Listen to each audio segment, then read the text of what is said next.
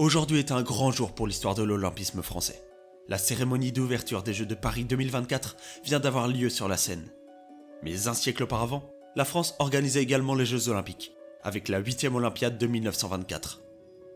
Retour sur une édition qui a vu naître de très grands champions, comme Johnny Weissmuller ou Paavo Nurmi.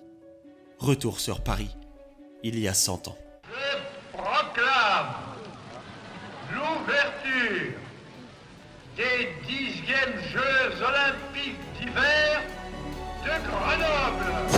Martin Fourcade devient l'athlète français le plus titré aux Jeux.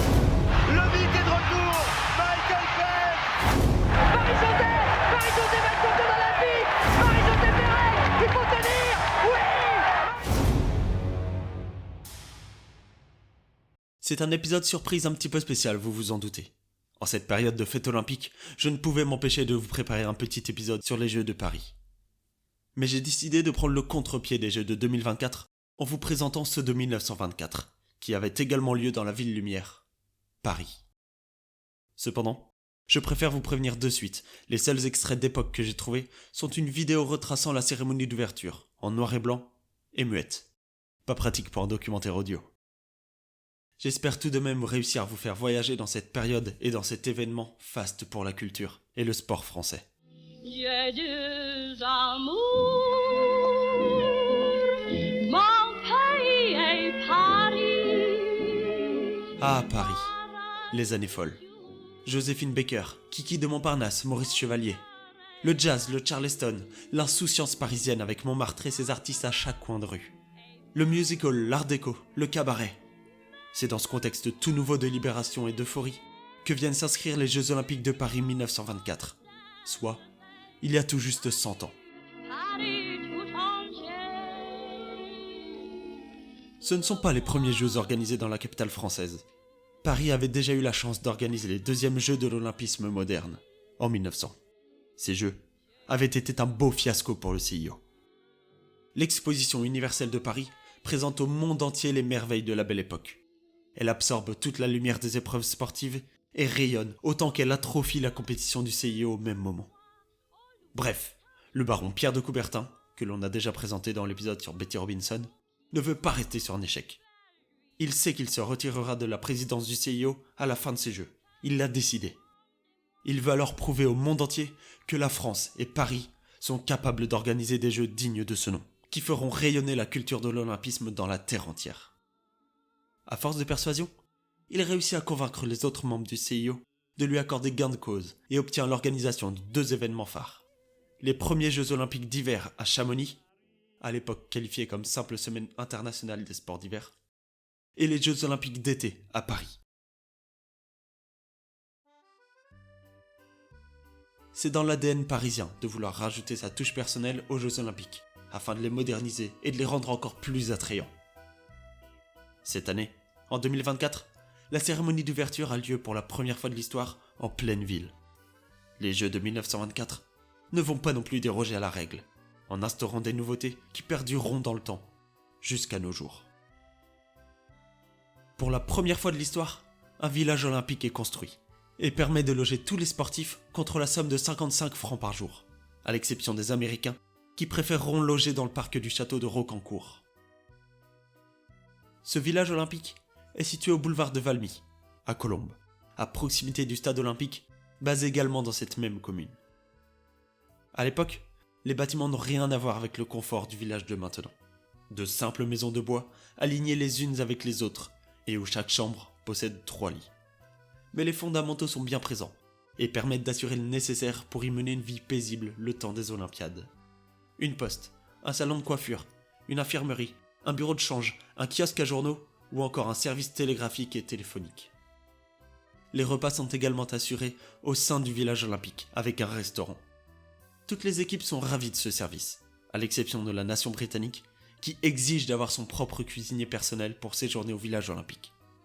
Sans doute ne sont-ils pas habitués à de la bonne gastronomie dans leur pays.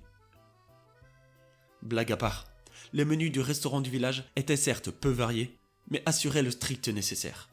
Des demi-bouteilles de vin ou de bière étaient comprises dans le menu les midis. Couramment utilisée à l'époque, la devise Situs Altus Fortus est également adoptée par le CIO avant le début de ces Jeux. Pour l'anecdote, c'est juste avant la dernière édition des Jeux d'été qui s'est déroulée en 2021 à Tokyo que la devise sera modifiée, soit quasiment un siècle plus tard. Un dernier mot est venu se greffer à la devise originale, Situs Altus Fortus, devenant Situs Altus Fortus Communiter, soit plus vite, plus haut, plus fort, ensemble. Pour la première fois également, des épreuves pourront être commentées en direct grâce à l'apparition des premiers postes radio dans les foyers et à l'arrivée de la TSF. Les principales épreuves de ces Jeux ont donc pu être comptées par Edmondo Hurter, souvent connu comme le premier commentateur sportif français exerçant à la radio.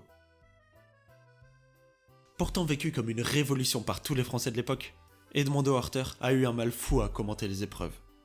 Les journalistes de presse écrite de l'époque, craignant que le commentaire radio fasse du tort à la vente de leurs journaux, empêchent de Hurter d'accéder au stade, et les organisateurs de Paris 1924 lui refusent son accréditation médiatique.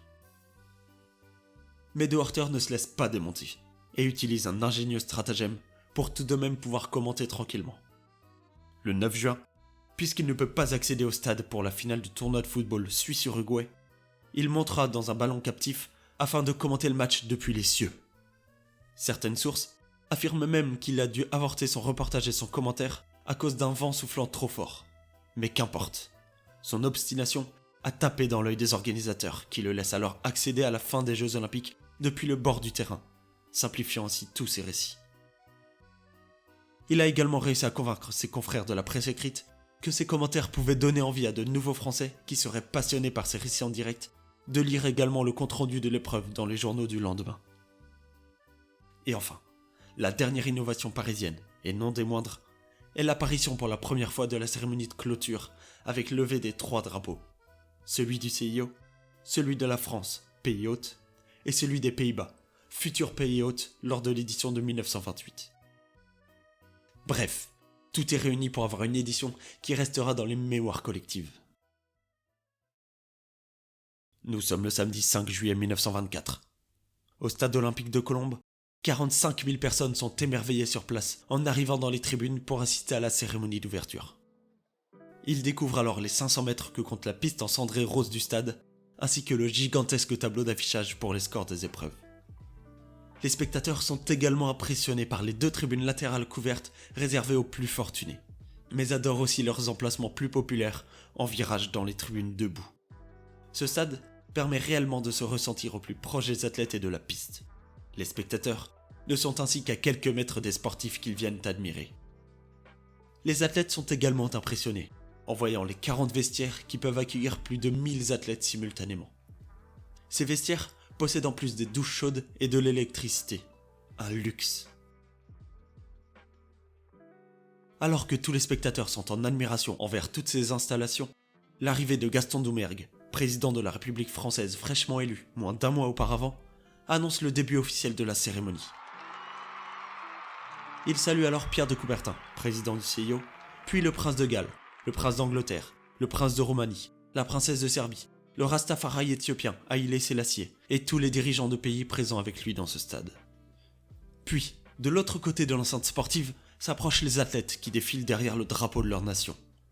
Ordre alphabétique oblige, ce sont les Sud-Africains qui ont l'honneur de pénétrer les premiers sur la piste, habillés aux couleurs de leur pays, veste verte ainsi que pantalons et chapeaux blancs. Le défilé des 44 nations continue, et celles récoltant le plus d'applaudissements sont sans conteste le Royaume-Uni, les États-Unis et bien évidemment la France. Tiens, d'ailleurs, les voilà. Fièrement emmenés par l'athlète Géo André qui défile en tête, drapeau en main, c'est toute la délégation française qui se fait acclamer dans son stade par une population en liesse. La Yougoslavie arrive à son tour quelques temps plus tard, en fermant la marche des nations. Gaston Doumergue se lève à son tour et proclame l'ouverture officielle de la 8e Olympiade de l'histoire. Après la tradition du coup de trompette et de canon, le drapeau olympique est hissé au centre du stade, et Géo André peut alors prononcer le serment officiel des athlètes, suivi d'un lâcher de colombe, symbole de paix entre les peuples.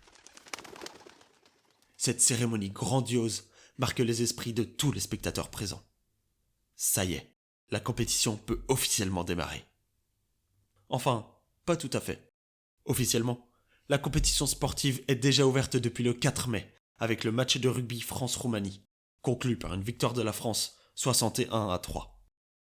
En fait, la cérémonie d'ouverture a lieu le samedi 5 juillet, car c'est la veille des premières épreuves d'athlétisme, considérées comme les épreuves phares de l'époque. Aujourd'hui encore, quelques épreuves comme le football ou le rugby à 7 démarrent quelques jours avant la cérémonie d'ouverture, mais c'est surtout lié à un problème de calendrier, et ces épreuves ne commencent jamais plus de 3 jours avant la cérémonie officielle. Rien à voir donc avec 1924, où certaines épreuves ont lieu plus d'1 mois avant l'ouverture. C'est d'ailleurs au rugby à 15 que se jouera la première finale de ces Jeux. Je mets le terme finale entre guillemets, car à l'époque, seulement 3 nations participaient à cette compétition. La France, la Roumanie et les États-Unis champions olympiques en titre. Les meilleures nations mondiales comme les Britanniques, les Australiens ou les Néo-Zélandais boudant le rugby aux Jeux olympiques. Une poule unique avait donc lieu, et le vainqueur de cette poule est couronné champion olympique. Lors du premier match de la compétition, nous venons de le voir, la France étrille la Roumanie qui n'arrivera pas à se rattraper contre les USA avec une défaite 37-0 une semaine plus tard. Le dernier match de la poule voit donc s'affronter la France et les États-Unis, tous deux vainqueurs de leur premier match. Ce match est alors considéré comme la finale du tournoi. Et cette finale voit s'affronter les deux mêmes équipes que l'édition précédente à Anvers. On prend les mêmes et on recommence. Bon, qu'on mette également les choses au clair, ces deux nations étaient les deux seules engagées dans le tournoi. Mais qu'importe. Finalement, ce sont les États-Unis qui s'étaient imposés sur le score de 8-0. Revanche à prendre 4 années plus tard, à la maison qui plus est. Le dimanche 18 mai, près de 20 000 spectateurs viennent encourager les Bleus. Personne ne le sait encore, mais les spectateurs présents ce jour-là assistent au dernier match de rugby à 15 de toute l'histoire olympique. Le rugby étant retiré dès l'année suivante et seulement réintroduit en 2016 à Rio sous la forme de rugby à 7. Et cette finale y a joué pour beaucoup. La faute a plusieurs raisons. La principale étant qu'à partir de 1928, les éditions des JO vont être condensées en seulement 2 semaines, et non plus 2 mois comme à l'époque. Mais dans une moindre mesure, la faute est aussi mise sur le dos de la finale de l'édition de 1924. Dans le jeu, tout se passe bien. L'équipe de rugby américaine est constituée à près de 2/3 par des joueurs d'université américaine qui pratiquent le football américain ou le basket et qui n'ont appris les règles du rugby seulement lors de leur premier rassemblement. La France est donc logiquement favorite et le public est venu en nombre assister à cette finale.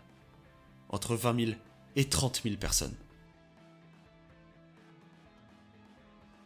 Mais finalement, ce sont les États-Unis qui vont venir conserver leur couronne en écrasant la France 17-3, avec 5 essais, dont un transformé côté américain, contre un seul essai côté français, celui-ci ne valant que 3 points à l'époque.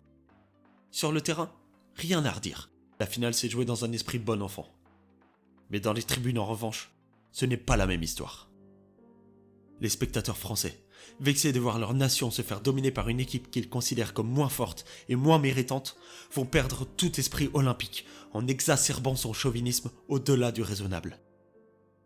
Insultes et sifflets envers les Américains tout au long de la partie, qu'ils accusent de jouer trop rudement dans le but de casser les joueurs français. Les 2 rugbyman français, Jean Weiss et Adolphe Jauregui, sortiront bel et bien sur blessure au cours de la finale et ne peuvent pas être remplacés car cela n'existe pas encore à l'époque. Mais ces malheureuses blessures ont eu lieu dans le cours du jeu et ne sont en aucun cas à attribuer à la brutalité des Américains.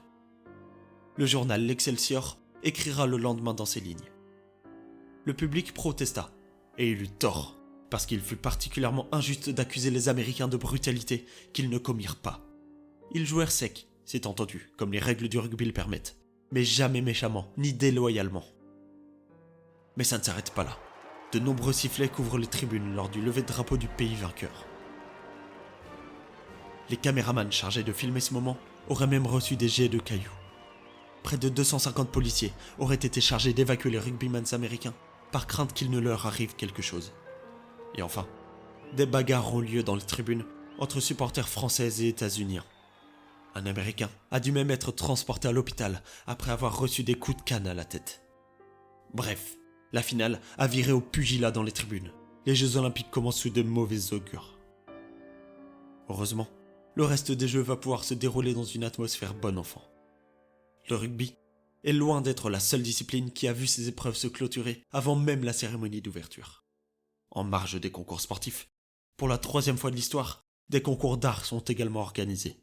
Les 193 artistes qui ont présenté des œuvres verront un jury se réunir et décerner, à l'instar des épreuves sportives, les médailles d'or, d'argent et de bronze dans 5 disciplines différentes. La peinture, la sculpture, la musique, la littérature et l'architecture. Les jurys d'une 20aine d'artistes par discipline sont d'ailleurs composés d'artistes de renom, comme Stravinsky ou Maurice Ravel entre autres pour la musique. Paris 1924 est l'édition olympique qui offre le plus de places et de lumière au concours d'art. Le baron Pierre de Coubertin estimant que les arts avaient également droit à leur place au jeu. Les 158 œuvres ont ainsi pu trôner au Grand Palais, dans le cadre d'une exposition, afin de permettre à tous les spectateurs d'eux aussi profiter de ces majestueuses sculptures et peintures. En sculpture, c'est le grec Constantin Dimitriadis qui remporte la médaille d'or pour sa statue, lanceur de disques finnois, largement inspiré du disco-ball antique. En peinture, c'est le luxembourgeois Jean Jacobi qui remporte le concours grâce à son œuvre Études de sport, composée de 3 tableaux représentant des sportifs en pleine action. Les 3 tableaux sont nommés Corner football, Départ athlétisme et rugby. En littérature, c'est le français Géo Charles qui remporte la médaille d'or avec sa pièce de théâtre rassemblant également de la danse, de la poésie et de la musique. Voici un extrait de la pièce tirée du documentaire Paris je t'aime, réalisé par Julien Faro de l'INSEP en 2004. À ma droite, Jim Harris, champion olympique et champion d'Amérique. À ma gauche, Jean Royer, champion de France, poids moyen, se disputeront la victoire olympique, grande fleur aux lèvres coupées. Sur ce gazon, friandise acidulée, s'entraînera le boxeur français. Journée belle comme un cirque, depuis le matin où le soleil est roue de moulin dans une eau pâle, jusqu'aux géographies mélancoliques du soir. En ce qui concerne la musique, ce fut difficile, mais je suis fier d'avoir réussi à retrouver l'œuvre originale vainqueur de la médaille d'or. Ouvrez grand vos oreilles, voici un extrait unique. Voilà, j'espère que vous avez apprécié. Ah, vous n'avez rien entendu ? C'est normal. À l'époque, le jury n'a jamais réussi à se mettre d'accord sur les compositions originales présentées et a donc décidé de ne décerner aucune médaille. En architecture, c'est encore plus confus. Parmi les 17 projets présentés, aucun ne mérite de recevoir une quelconque médaille selon le jury. Mais devant l'intervention de Pierre de Coubertin, ceux-ci doivent tout de même se résoudre à établir un classement.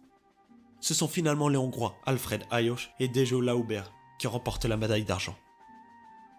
Le jury décidant de ne pas décerner la médaille d'or pour montrer qu'aucune ne mérite cette récompense.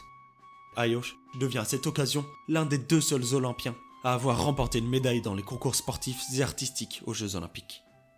Il a en effet gagné le 100 mètres et le 1200 mètres nage libre lors des premiers Jeux Olympiques modernes en 1896. A noter également que c'est le monégasque Julien Médecin qui remporte la médaille de bronze.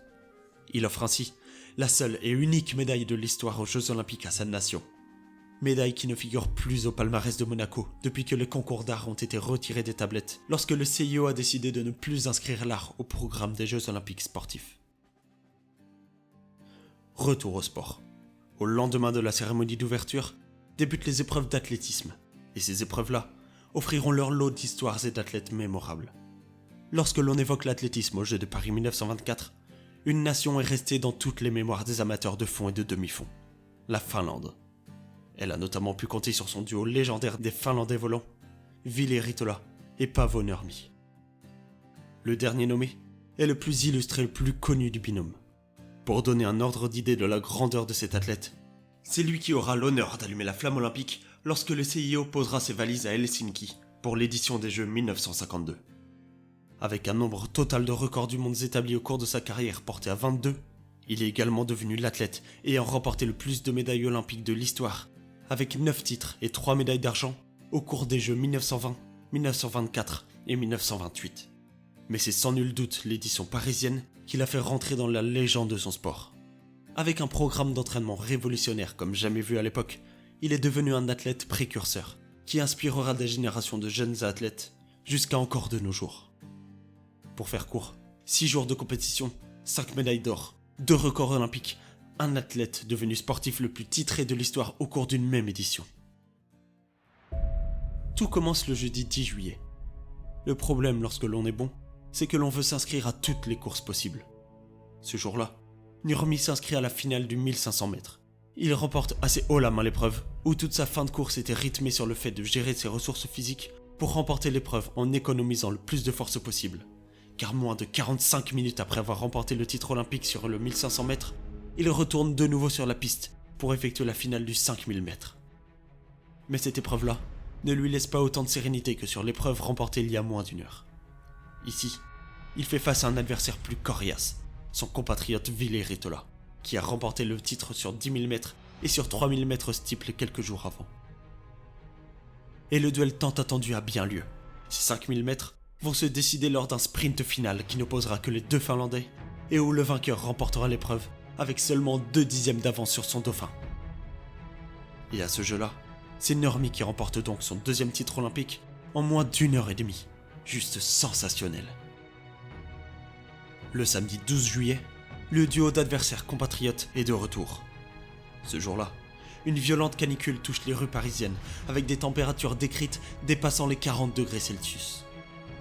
Sur les 38 participants de cette épreuve de cross-country, plus de la moitié des coureurs abandonneront avant d'avoir franchi la ligne d'arrivée. Parmi les 23 coureurs ayant jeté l'éponge, la plupart ont été victimes de coups de chaleur ou de déshydratation. Voici un extrait du documentaire de l'INSEP décrivant l'enfer de la situation sur place. Considérant que son coureur est en danger, Alfred Spitzer, l'entraîneur des Français, demande au jeune Dolkes d'abandonner avant le 3e point de passage, pourtant situé seulement à mi-course. Quelques minutes plus tard, le Suédois Turesson tombe et ne se relève pas.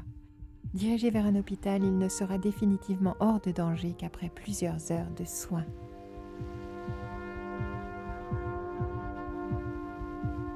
Classement des 10 premiers concurrents dans l'épreuve du cross-country. Au 5e contrôle, situé à 2 km... Dans le stade, les spectateurs qui suivent la finale du triple saut restent informés de l'état de la course en écoutant le classement annoncé par le speaker qui reçoit dans sa cabine les informations par TSF. Le Suédois Wide, vice-champion olympique sur 10 000 mètres et médaillé de bronze sur 5 000, s'écroule. Il perd son sang par la bouche et par les narines et doit être secouru sur place. Mais devinez qui sont les 2 premiers athlètes à franchir la ligne d'arrivée. Nos 2 Finlandais Ritola et Nurmi, dans un ordre qui restera inchangé par rapport aux 5000 mètres. Nurmi remportant l'épreuve avec plus d'1 minute et demie d'avance sur Ritola, qui a conservé lui aussi 1 minute d'avance sur le 3e de l'épreuve. Les coureurs se succèdent avec de longs intervalles, tous abominablement marqués par la fatigue. Sur les 38 concurrents au départ, seuls 15 franchissent la ligne d'arrivée. Ce cross-country de 10 km parti à 14 heures prend le surnom de Massacross. Ces exploits-là permettront à ces 2 athlètes, accompagnés d'Heikki Limatainen, de remporter le cross-country par équipe. Le classement étant établi selon les positions de chaque sportif sur l'épreuve individuelle. Et enfin, le lendemain, les Finlandais vont ensemble remporter le 3000 mètres par équipe, ce qui permet à Nurmi de remporter sa 5e médaille d'or de cette Olympiade. Comme je l'ai dit précédemment, il en gagnera au total 9 au cours de sa carrière. Le génie de cet homme, du romal à l'entraînement et aux performances extraordinaires, a toujours été reconnu sur cette terre, et son génie a perduré au fil des années. En 1996, il a simplement été élu par le Time plus grand champion olympique de tous les temps. C'est peu dire. Un deuxième sportif au destin singulier n'est autre qu'Eric Liddell, athlète britannique spécialiste des courses de sprint, et plus particulièrement de 100 mètres. Cet homme, au destin atypique, ancien membre de l'équipe écossaise de rugby et ayant participé à 2 tournois des 5 nations, décide de se reconvertir dans le sprint lorsqu'il remarque que son explosivité sur les pelouses peut également lui servir dans d'autres disciplines. Le 100 mètres est donc sa spécialité, et c'est donc tout logiquement qu'il va s'inscrire aux épreuves de 200 mètres et de 400 mètres. Effectivement, étant fervent croyant et protestant, il décide de ne pas participer aux séries qualificatives du 100 mètres à Paris, car les courses étaient prévues le dimanche, jour du Seigneur. Il décide donc de calquer son entraînement sur les épreuves de 200 mètres et de 400 mètres, ce qui lui réussit plutôt bien, puisqu'il remporte une médaille de bronze en 200 mètres et une médaille d'or en 400 mètres. Le titre sur 100 mètres est remporté quant à lui par son compatriote Harold Abrahams. L'histoire de ces deux athlètes inspirera le film Les Chariots de Feu, qui remportera 4 Oscars en 1982, dont celui du meilleur film et de la meilleure musique, que vous connaissez certainement.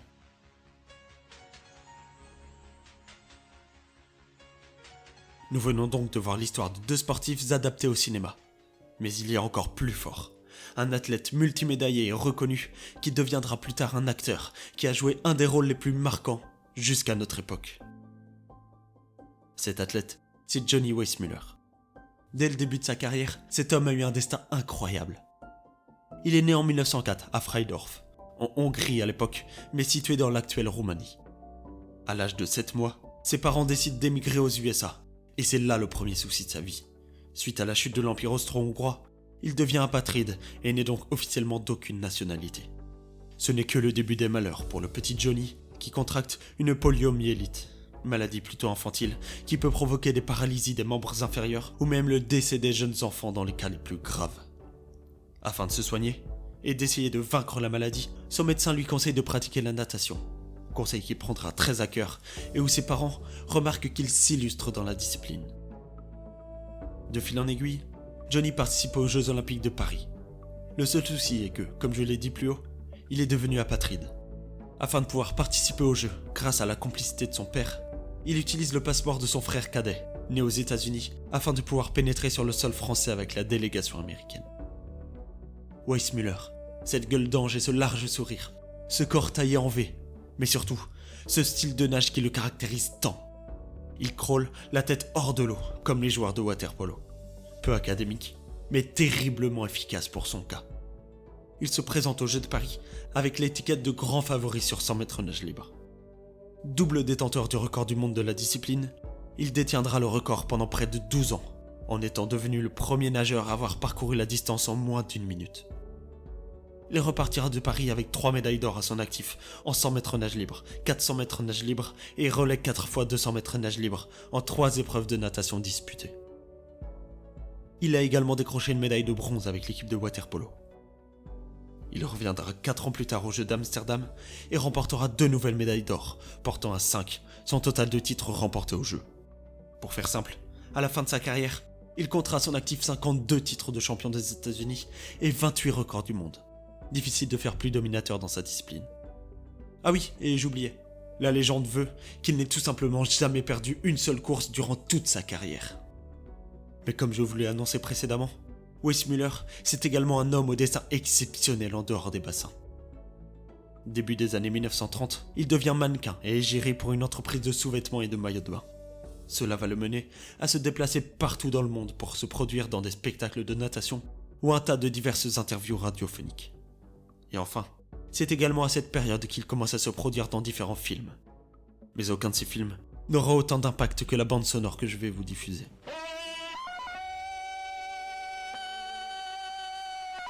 Et oui, Weissmuller, c'est le plus célèbre des interprètes de Tarzan.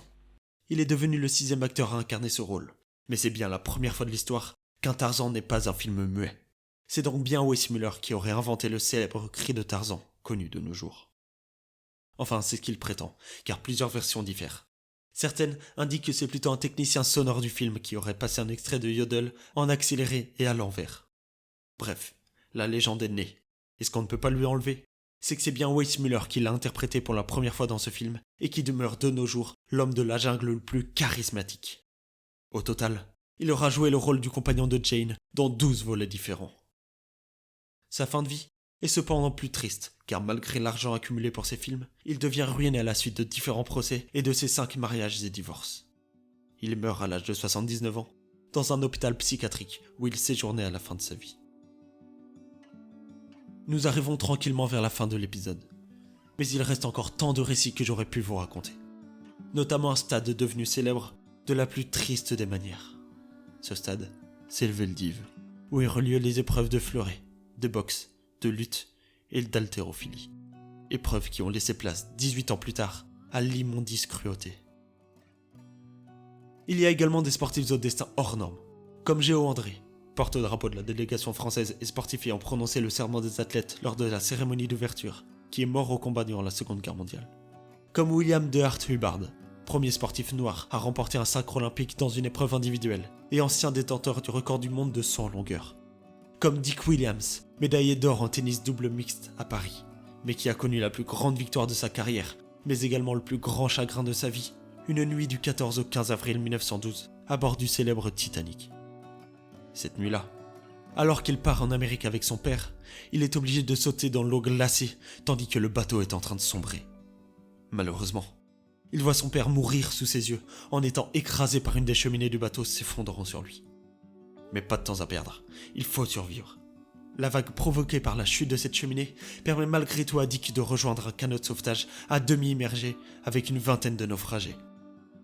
Ils passeront ensemble des heures avec les jambes dans l'eau glacée, si bien que 3 naufragés mourront cette nuit-là sur ce canot. Secouru par l'arrivée du RMS Carpathia, les médecins à bord lui recommandent l'amputation de ses 2 jambes, chose qu'il refusera pour ne pas gâcher sa carrière de tennisman qui vient juste de commencer. À force de douleur, de marches pour faire circuler de nouveau le sang dans ses jambes, ainsi que de bains chauds, il parviendra à retrouver leur usage avant même que le navire secouriste n'arrive au port de New York. Il gagnera 2 ans plus tard l'US Open 1914, puis l'édition de 1916, 5 Coupes Davis et donc également la médaille d'or des Jeux de Paris 1924, aux côtés d'Hazel Hotchkiss Whiteman. L'édition de ces Jeux 1924 n'était pas un succès ravageur dans les tribunes, car elles étaient très rarement combles. Mais dans les médias, ce fut un record, avec plus de 700 journalistes accrédités. Ce n'est pas l'édition qui a inscrit un renouveau olympique, mais elle a su effacer la disgrâce de 1900. Et c'est bien là le principal. Et enfin, cette édition des Jeux de 1924 s'inscrit dans un devoir d'héritage de l'olympisme à Paris. Le vélodrome Jacques Anquetil, nommé à l'époque Vélodrome municipal de Vincennes, utilisé durant les Jeux de Paris 1900, est réutilisé pour l'édition de 1924. Cette année, c'est la piscine des Tourelles, lieu des exploits de Weissmuller, qui sera utilisée comme bassin d'entraînement pour les Jeux de Paris 1924. Par ailleurs, cette piscine porte aujourd'hui le nom de piscine Georges Valeret, ancien recordman du monde de natation aux côtés d'un certain Alfred Nakache. Mais cette année, c'est surtout le stade olympique de Colombes, ancien stade qui a accueilli les épreuves d'athlétisme, ainsi que la cérémonie d'ouverture des Jeux de 1924, qui aura la chance d'être réutilisée pour cette édition 2024. Renommé entre-temps stade Yves du Manoir, ce sont les épreuves de hockey sur gazon qui se dérouleront sur ces terres mythiques. Au final, ce sont les États-Unis qui ont remporté le classement des médailles avec 99 breloques, dont 45 titres, devant la Finlande, 37 médailles pour 14 titres, dont 10 rien qu'en athlétisme. Et la France, qui obtient une belle 3e place avec 38 médailles, dont 13 en or. Espérons une belle moisson pour tous les sportifs de 2024. Ce sera une édition magnifique et nous serons tous là pour les encourager. Que la fête commence! C'était Sportcast, merci pour votre écoute. Si vous avez apprécié, n'hésitez pas à me le faire savoir sur mes différents réseaux sociaux, à noter ce podcast ainsi qu'à le partager. N'hésitez pas également à me donner des idées de sujets dont vous aimeriez que je parle. Je les traiterai peut-être dans un prochain épisode. Salut!